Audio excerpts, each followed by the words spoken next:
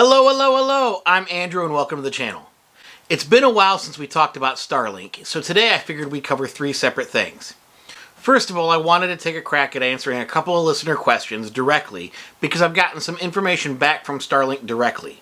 Second, I figured it was worthwhile to go ahead and cover some of the news stories that have been out there recently because I think it's really interesting as to what the narrative is around Starlink as a whole. And then last but not least, we just got our first big snowstorm of 2022 here, so I figured I'd give you an update as to how my own personal service has been so far. So our question comes from Safe Haven Sanctuary, Holly G. She goes ahead and she listed 3 questions originally in a comment in a previous video about the FAQs. I felt I could answer 2 of the 3 questions, but the second question I actually didn't have any experience with. The question was related to how repairs of the dish are handled in the event of disaster. How do you handle them and whether or not I would recommend getting insurance. Now, in particular, she has a situation where she's trying to run a home office and she needs reliable internet, but she lives out in the Carolinas where you get hurricanes and she's really worried about hurricane damage. So I've gone ahead and I've put the email up on screen. And the basic gist of the story is you need to supply a support ticket through the Starlink website just as I did to ask this question. Expect that you're going to be asked to give pictures, so you might as well send them up front to show exactly what's wrong with your dish. This is because they need to determine whether or not you need parts or an entirely new dish. An entirely new dish is actually replaced with a refurbished dish that costs roughly $250. And that's at the time of this recording. Now, the reason why they ask for pictures is because they want to make certain that you're actually needing the equipment rather than just having something that's you're wanting a second dish. Because there's a massive backlog that's going on right now because people all over the country and even all over the world are signing up for Starlink and they're just not able to make enough of these dishes to help people out. Now, the reality is, when you worry about getting in line, they do prioritize you and push you all the way up at the front of the line, so that way you get your replacement equipment as fast as possible. So I would feel fairly confident that being it's only $250, yes, it's a bit expensive, but putting it on your home insurance policy as far as what you're going to do if it does have damage, I would say that if you are going to be worrying about that $250, you probably have bigger issues in your house that you're already claiming through your home insurance policy. And if it was just your dish that was damaged, I would just fork out the $250 rather than trying to have to pay the deductible and then get dinged in fees long term. So the next thing I wanted to do was cover what the narrative in the news is right now. So I've gone ahead on my phone and I've just started hitting record while we're talking here, and I typed in Starlink News on Google. Showing you what is actually coming up on my screen, we're just going to scroll through here. We can see negative customer service reviews after a year, why we need to act now before it's too late. Let's see here, another one about bad customer service. Here's one complaining that Tonga residents aren't getting Starlink internet.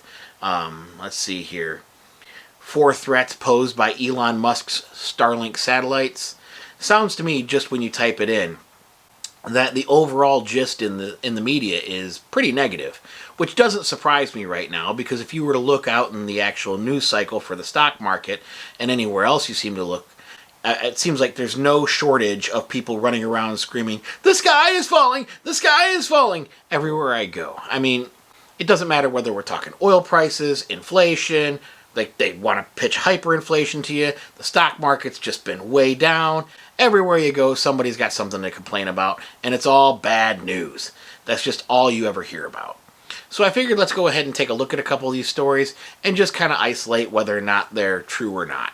If we look at the customer service reports, what we can actually see is there's really 3 main complaints here. And that is that they have infuriatingly long customer wait times for internet, their customer service experience seems to be negative, and that there are nearly no updates about when it's going to expand.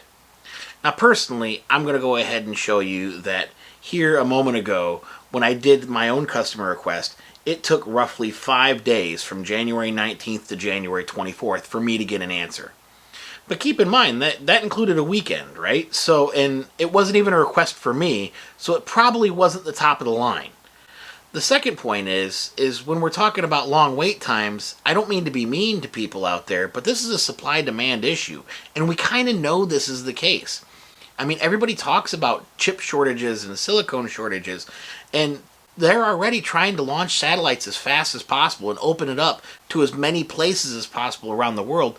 Is it really surprising the fact that we have long wait times and that a company that has so much demand because internet services generally are so crappy isn't backed up on its wait times? I mean, I know I was really lucky to go ahead and get on into the beta, but it still was just a beta not that long ago. I don't even know if it's not a beta anymore. And then the reality is them not putting out information as to, what is going on and when it's going to be open for an area. That's probably the first real criticism that I can go ahead and I can agree with. The last time I heard an email actually get sent out was sometime around November or December timeframe, and that was after some customers had already waited 6 months plus just to get some information. So I realize they're going very hard and they're just bulldozing forward trying to get as many things taken care of as they can. The reality is though it's not like this isn't first world problems, right? I mean, the people there are really trying to get it up as fast as possible. Once you do get the service, I still stand by the fact that this is the best service I've ever had. I would never go back to Spectrum. I would never go back to broadband from Buckeye Cable Services if I had a choice. This truly is the best service that I've ever had. And at $99 after tax, I just don't know. I don't see anything that can compete with it. The other news story that I want to cover right now is this story called Pellamore Survey Instrument Analyzes the Impact of Starlink Satellites. And the main reason I want to go ahead and I want to cover it is because the narrative around this is basically that Starlink is inhibiting astronomers being able to see clearly what's in the sky when they're taking pictures. And yes, that's a problem.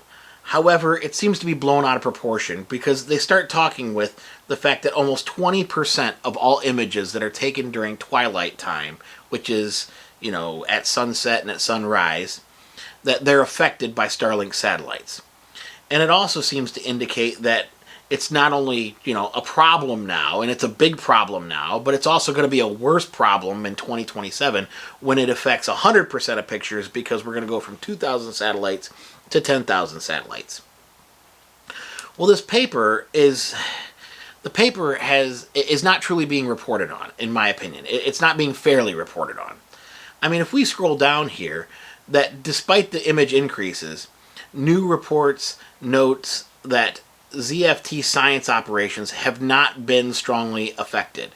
In fact, the study co-author, Tom Prince, says that if you have a single streak, that it's only affecting less than 1/10 of 1% of the pixels of any of their images, right?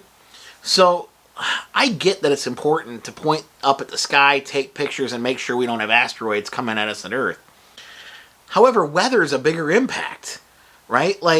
Are we serious in the idea that we can't handle less than 1/10 of 1% of image quality being affected during only twilight times?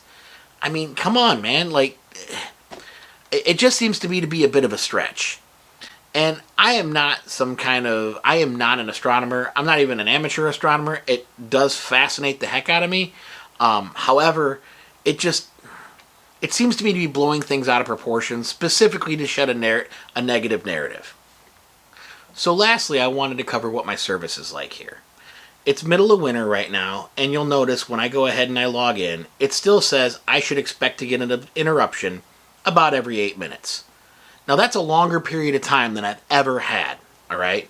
It's actually getting much better than what it was. And if we look at our visibility, because it's the winter time, you can see I basically have a clear sky here. I've only got a little bit that's covered with the actual branches. So overall, right, my service has just been phenomenal. And now you can see up here with pictures that are on the side of my house, you can look at the dish. I haven't moved it. I've left it in exactly the same space. And there's quite a bit of snow on the ground. And it's been snowing pretty heavily. In fact, the kids didn't have school yesterday.